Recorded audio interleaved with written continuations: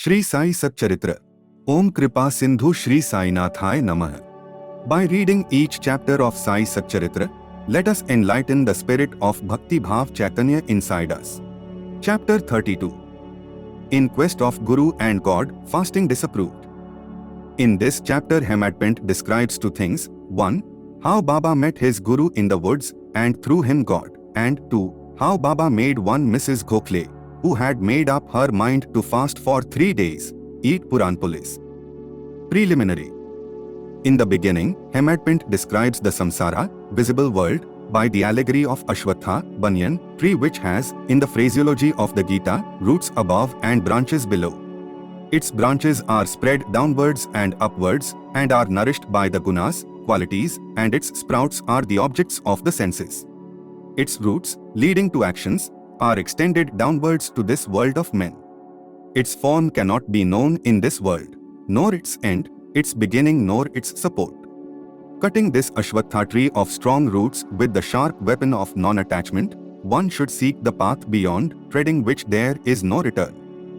For traversing this path, the help of a good guide, Guru, is absolutely necessary.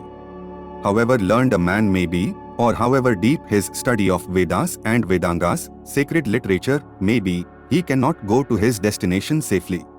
If the guide be there to help him and show him the right way, he would avoid the pitfalls and the wild beasts on the journey, and everything will be smooth sailing. Baba's experience in this matter, the story which he gave out himself, is really wonderful, which, when attended to, will give you faith, devotion and salvation. The Quest. Once 4 of us were studying religious scriptures and other books, and, being thus enlightened, we began to discuss the nature of the Brahman. One of us said that we should raise the self by the self and not depend on others. To this the second replied that he who controls his mind is blessed, we should be free from thoughts and ideas, and there is nothing in the world without us. The third said that the world, phenomenon, is always changing, the formless is eternal, so we should discriminate between the unreal and the real. And the fourth, Baba himself, urged that bookish knowledge is worthless and added, let us do our prescribed duty and surrender our body, mind and 5 pranas, life, to the Guru's feet. Guru is God, all-pervading. To get this conviction, strong unbounded faith is necessary. Discussing in this wise, we 4 learned men began to ramble through the woods in the quest of God. The 3 wanted to make the quest with their free and unaided intellect. On the way, a Vanjari, a man who trades in certain things, such as grain etc. by carrying them on bullock, met us and asked us, "It is hot now, where and how far are you going?" "To search the woods," we replied. He inquired, "On what quest are you bound?" We gave him an ambiguous and evasive reply. Seeing us rambling aimlessly, he was moved and said, "Without knowing the woods fully, you should not wander at random. If you want to walk through forests and jungles, you should take a guide with you. Why do you exert yourselves unnecessarily at this sultry noontime?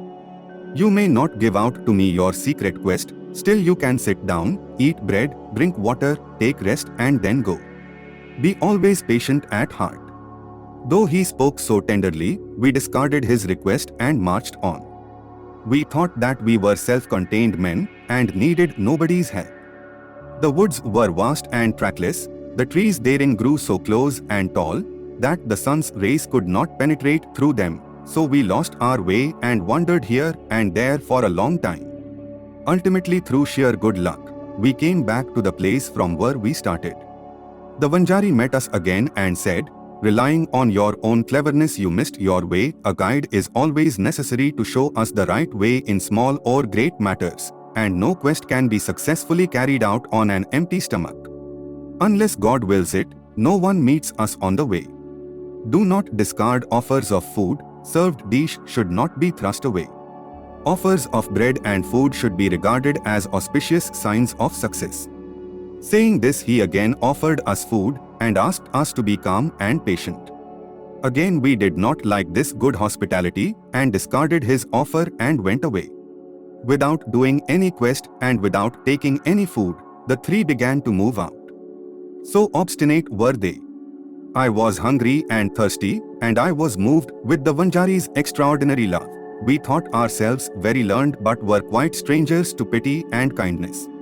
The Vanjari was a quite illiterate and unqualified fellow and belonged to a low caste. Still he had love in his heart and asked us to eat the bread. In this way he who loves others disinterestedly is really enlightened, and I thought acceptance of his hospitality was the best beginning of getting knowledge. So very respectfully I accepted the loaf of bread offered, ate it and drank water. Then too, the Guru at once came and stood before us. What was the dispute about? He asked, and I told him everything that had happened. Then he said, "Would you like to come with me? I will show you what you want, but he alone, who believes in what I say, will be successful." The others did not agree to what he said and left him, but I bowed to him reverently and accepted his dictum.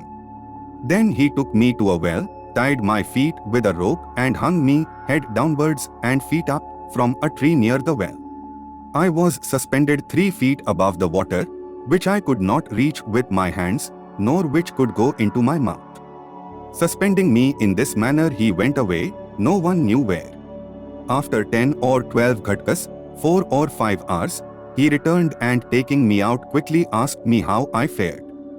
In bliss supreme I was. How can a fool like me describe the joy I experienced? I replied. On hearing my answer, the Guru was much pleased with me, drew me near him and stroking my body with his hand kept me with him. He took care of me as tenderly as a mother bird does of her young ones. He put me into his school. How beautiful it was! There I forgot my parents, all my attachment was snapped and I was liberated easily. I thought that I should embrace his neck and remain staring at him always.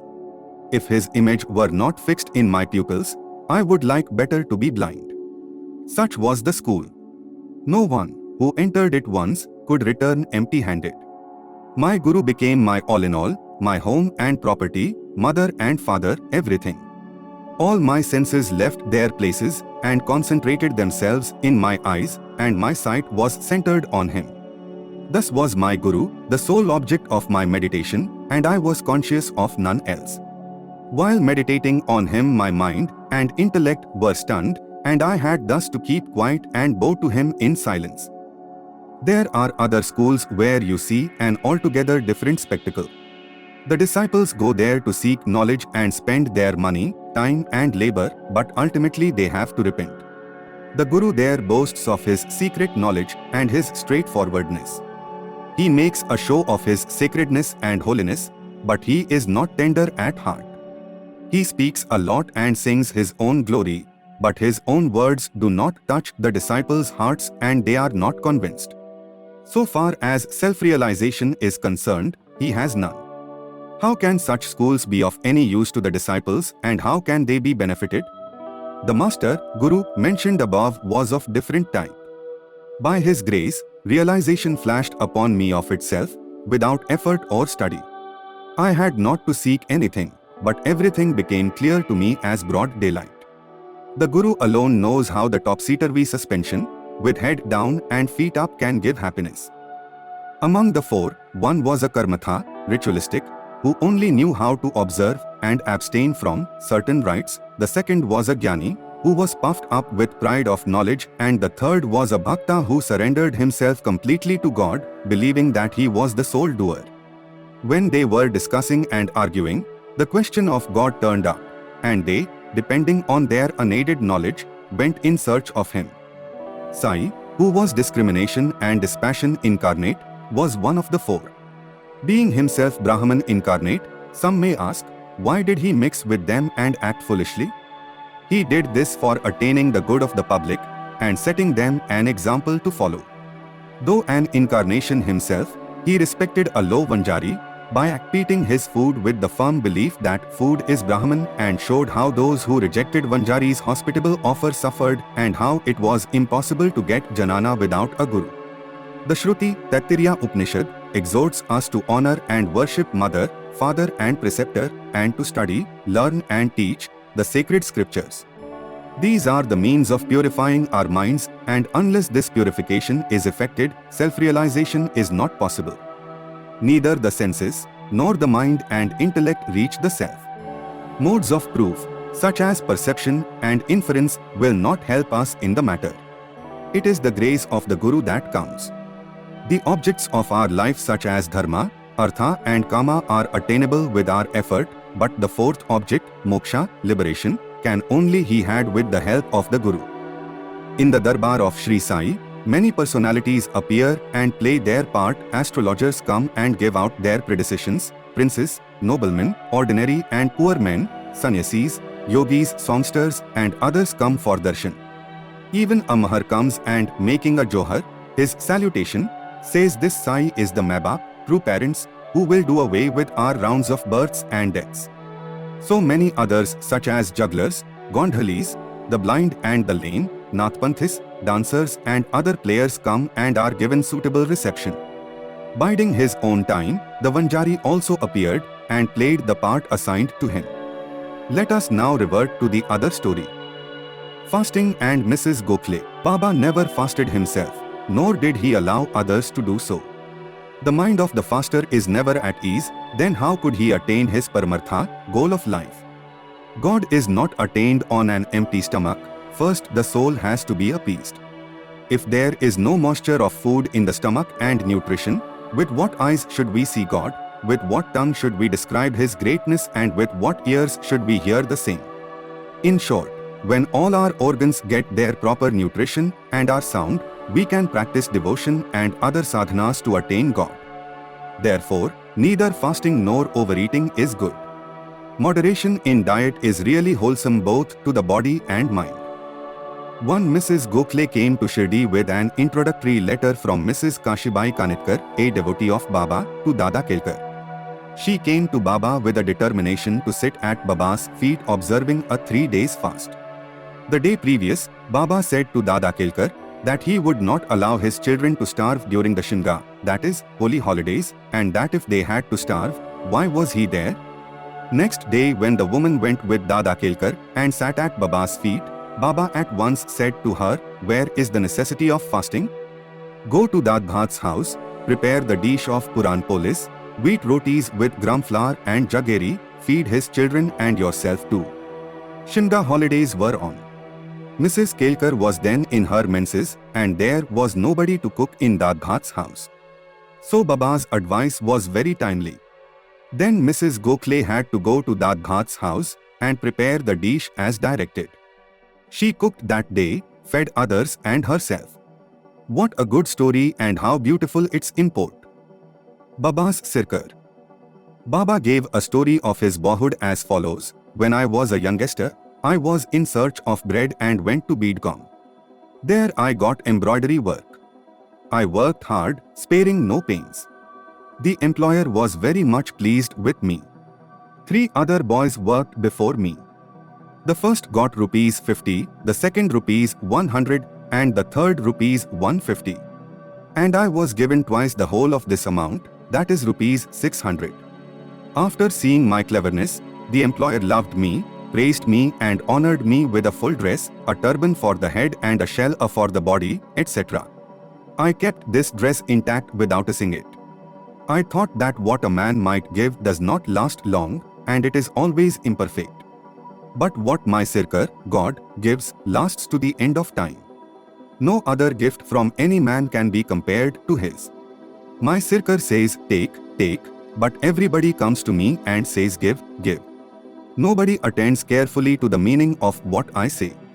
My Sirkar's treasury, spiritual wealth, is full, it is overflowing. I say, dig out and take away this wealth in cartloads. The blessed son of a true mother should fill himself with this wealth. The skill of my fakir, the leela of my Bhagwan, the aptitude of my Sirkar is quite unique. What about me? Body, earth, will mix with earth, breath with air. This time won't come again. I go somewhere, sit somewhere, the hard Maya troubles me much, still I feel always anxiety for my men. He who does anything, spiritual endeavor, will reap its fruit, and he who remembers these words of mine will get invaluable happiness. Bow to Shri Sai. Peace be to all. The next chapter of Shri Sai Satcharitra will be available on our YouTube channel in the next 24 hours. Till then, stay tuned and do not forget to subscribe to Bhakti Bhav Chaitanya English and like and share the video.